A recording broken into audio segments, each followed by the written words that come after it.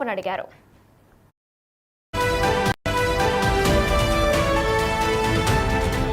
Right breaking news. Social media influence ఇకపై betting apps promote చేస్తే కఠిన చర్యలు తప్పవంటూ కూడా సిపి హెచ్చరిస్తున్నారు. ఇదే నేపథ్యంలో లోకల్ బాయ్ నాని కూడా నిన్న ఫిర్యాదు చేయడంతో కూడా కేసు పెట్టిన తర్వాత కూడా కేసును ప్రస్తుతం దర్యాప్తు చేస్తున్నామంటూ కూడా సిపి చెప్పుకొచ్చారు. ఇదే నేపథ్యంలో క్రికెట్ బెట్టింగ్లు జోరుగా జరుగుతున్నాయి.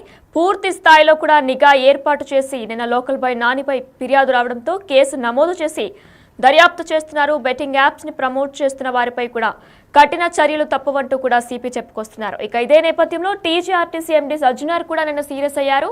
సోషల్ మీడియా ఇన్ఫ్లుయెన్సర్స్ అందరూ కూడా మంచి వార్తలు చెప్పాలి, కానీ ఇటువంటి ప్రమోషన్స్ యాప్స్ ని కూడా ప్రమోట్ చేయొద్దు అంటూ కూడా ఆయన చెప్పుకొచ్చారు. ఇదే రకంగా ఆయన ఇవేం దిక్కుమాలిన పనులంటూ కూడా ఆయన సీరియస్ అయ్యారు. సోషల్ మీడియా ఇన్ఫ్లుయెన్సర్లు ఏం చేసినా నడుస్తుందనే భ్రమలో ఉండొద్దు అంటూ కూడా ఆయన సీరియస్ అయ్యారు. ఇలాంటి పనుల ద్వారా ఎంతో మందిని బెట్టింగ్ భూతానికి బానిసలను చేయడం సరికాదని కూడా ఆయన హెచ్చరించారు. ఈ నేపథ్యంలో విశాఖపట్నం సిపి కూడా ఖచ్చితంగా లోకల్ బాయ్ నానిపై కూడా చర్యలు తీసుకుంటామని కూడా చెప్పుకొచ్చారు.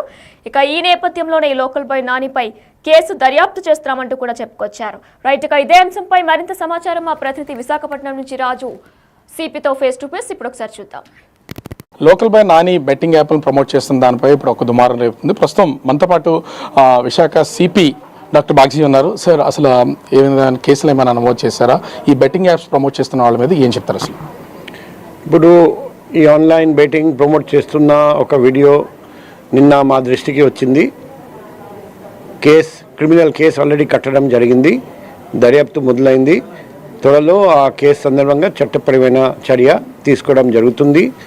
మన అందరికీ తెలుసు, క్రికెట్ బెట్టింగ్ ఒక మహమ్మారిలాగా వ్యాపిస్తుంది.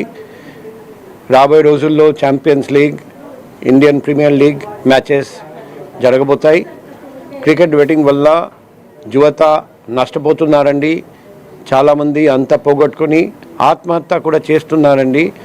ఈ పరిస్థితిలో మనం ఆన్లైన్ కానీ ఆఫ్లైన్ కానీ అన్ని రకాల బెట్టింగ్ నుండి దూరంగా ఉండాలి. ఇన్ఫ్లుయెన్సర్స్ ఎవరు యూట్యూబ్ వీడియో పెడితే, ట్విట్టర్ పోస్ట్ చేస్తే 100 మంది, 1000 మంది, 1,00,000 మంది ఫాలో చేస్తారు. వీళ్ళు చాలా రెస్పాన్సిబుల్గా పనిచేయాలి. వీళ్ళు డబ్బు కోసం ఆశపడి సొంత స్వార్థం కోసం బెట్టింగ్ ప్రమోట్ చేస్తే ఉపేక్షించేది లేదు, సహించేది లేదు. కఠినమైన చర్య ఉంటుంది. ఆ చర్య తొందరలో అందరికీ తెలిసిపోతుంది. లోకల్ బాయ్ నాని మీద ఏమన్నా నిఘా ఏమన్నా ఉందా? ఎందుకంటే ఎప్పటి నుంచో చేస్తున్నటువంటిది అయితే కనిపిస్తుంది. చాలా వీడియోస్ని చేస్తున్నారు. కొన్ని చోట్ల, అంటే ఈ ప్లేస్లో కాకపోయినా సూసైడ్ అటెంప్ట్స్ కూడా చేస్తున్నటువంటి వాళ్ళు చాలా మందిని గుర్తిస్తున్నటువంటి పొజిషన్. ఏం చెప్తారు? మన విశాఖలోనే ఉండి చాలా వీడియోస్ చేస్తూ ప్రమోట్ చేస్తున్నారు betting apps local boy Nani. అది నిన్ననే మా దృష్టికి వచ్చింది. ఇలా ఆన్లైన్ బెట్టింగ్ ప్రమోట్ చేస్తున్నట్టు మేము ఆల్రెడీ కేసు కట్టాము. ఆ ఇన్ఫ్లుయెన్సర్స్ అందరికీ చెప్తున్నాం, మంచి కోసం పనిచేయండి. సమాజంలో ఎలా చేస్తే మేలు జరుగుతుంది ఆ పని చేయండి, కానీ ఇటువంటి మహమ్మారిని ప్రమోట్ చేయకండి. అలా చేస్తే చట్టపరమైన చర్య ఖచ్చితంగా జరుగుతుంది. ఇప్పటికే లోకల్ బాయ్ నానికి సంబంధించి ఆ కేసు విశాఖ సిపి ఆధ్వర్యంలో ఒక కేసు అయితే నమోదైనటువంటి పరిస్థితి ఉంది. ఎవరు కూడా ఇన్ఫ్లుయెన్సర్స్కి చెప్తున్నటువంటి మాటలు విని ఈ విధమైనటువంటి బెట్టింగ్ యాప్స్ జోలికి పోవద్దు. ఖచ్చితంగా క్రికెట్ బెట్టింగ్ ఆడుతున్నటువంటి వాళ్ళ మీద కూడా పూర్తిస్థాయిగా ఉంది. త్వరలోనే నాని మీద కూడా చర్యలు తీసుకుంటామని విశాఖ సిపి డాక్టర్ బాగ్జీ చెప్తున్నటువంటి పరిస్థితి. కెమెరామెన్ అయితే Raju Big TV, Visakhapatnam. YouTuber local boy నానిపై కేసు నమోదైంది. ఇన్ఫ్లుయెన్సర్ల పేరుతో బెట్టింగ్ యాప్లను ప్రమోట్ చేస్తున్న వారిపై కఠిన చర్యలు తీసుకుంటామంటూ కూడా విశాఖపట్నం సిపి మాట్లాడడం మనం ఇప్పటివరకు కూడా బిగ్ టీవీ స్క్రీన్ లో చూసాం. అయితే క్రికెట్ బెట్టింగ్లు జోరుగా జరుగుతున్న నేపథ్యంలో పూర్తి స్థాయిలో నిఘా కూడా ఏర్పాటు చేస్తామని చెప్పుకొచ్చారు ఆయన. నిన్న లోకల్ బాయ్ నానిపై ఫిర్యాదు రావడంతో కేసు నమోదు చేసి దర్యాప్తు చేస్తున్నారు. బెట్టింగ్ యాప్స్ ను ప్రమోషన్ చేస్తున్న వారిపై కఠిన చర్యలు తప్పవంటూ కూడా ఆయన హెచ్చరిస్తున్నారు. ఈ నేపథ్యంలోనే లోకల్ బాయ్ నాని కూడా ఇక మీదట ఇదంతా రిపీట్ కాదంటూ కూడా ఆయన ఒక వీడియోని రిలీజ్ చేశారు. ఆయన ఏమన్నారు ఇప్పుడు ఒకసారి చూద్దాం.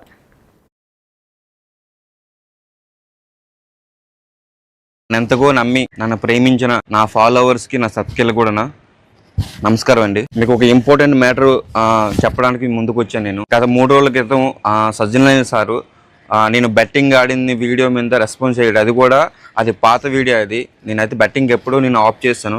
అది పాత వీడియో మీద ఇప్పుడు రెస్పాన్స్ అయ్యారు. అది ఎప్పుడే రెస్పాన్స్ అయినా అది తప్పేనది. ఆ తప్పుని మనం నిజాయితీగా ఒప్పుకునే మా ఇంటికాడ ఉండాలి. ఎందుకంటే తప్పు ఏదైతే చేసామో ఆ తప్పు కన్నా మనం ఒప్పుకోవాలి. సో నేను అది ఒప్పుకోవడానికి వచ్చాను. నేను ముందుకి నేను చదువుకోలేని వాడిని, అంటే నాన్ ఎడ్యుకేషన్ పర్సన్. నేను చాలామంది చదువుకున్న ఇన్ఫ్లుయెన్సర్సే ఈ బెట్టింగ్ యాప్ని ప్రమోట్ చేయడం జరిగింది. వాళ్ళని చూసి ఏంటంటే ఇది నిజమేమో అనుకో నేను కూడా కొన్ని 2-3 చేయడం అయితే జరిగింది.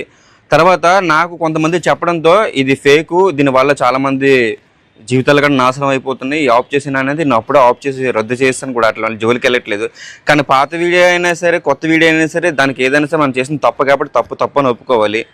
నేనైతే దాన్ని అయితే పూర్తిగా ఆఫ్ చేసేసాను. కానీ ఇంకా 100 మంది 1,00,000 మంది ఇన్ఫ్లుయెన్సర్ చదువుకున్న వాళ్ళు మళ్ళీని దాన్ని ఎంకరేజ్ చేస్తున్నారు. సో వాళ్ళని చూసే నాలాంటి చదువుకున్న ఇన్ఫ్లుయెన్సర్ కూడా దాన్ని నిజమే అనుకుని చేశారు. కానీ ఇంకా చదువుకున్న ఇన్ఫ్లుయెన్సర్కి చెప్తున్నాను, చేసిన తప్పని సరి ఒప్పుకోవట్లేదు వాళ్ళైతే. అది ఎవరైనా మీ మైండ్కి వదిలేస్తాను. అలాగే ఇక నుంచి అయినా సరే ఈ బెట్టింగ్ మాఫియాని నేనైతే ఒప్పుకుంటున్నా, నేనైతే దాన్ని అంతం చేస్తున్నా.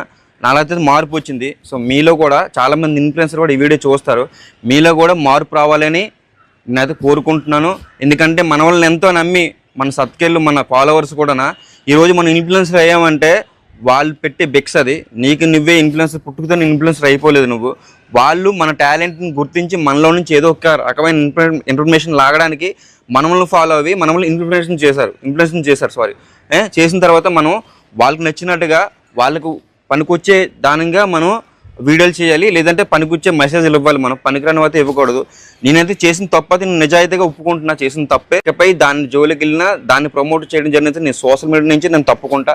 అసలు సోషల్ మీడియాలోనే నేను కనిపించను. ఇది నా సబ్స్క్రైబ్ మీద అలాగే నా మీద కూడా నేను ప్రామిస్ చేసి చెప్తున్నాను. ఇది అలాగే మిగతా ఇన్ఫ్లుయెన్సర్ కూడా ఈ వీడియోని చూసి మీరు కూడా మీ సబ్స్క్రైబర్లకి మీ ఫాలోవర్స్కి కూడా పనికొచ్చే వీడియోలు చేయాలని, ఈ బెట్టింగ్ మాఫియాని అంతం చేయాలని నేనైతే మనస్ఫూర్తిగా కోరుకుంటున్నా. అలాగే సజ్జన సార్కి కూడా సారీ చెప్తున్నా.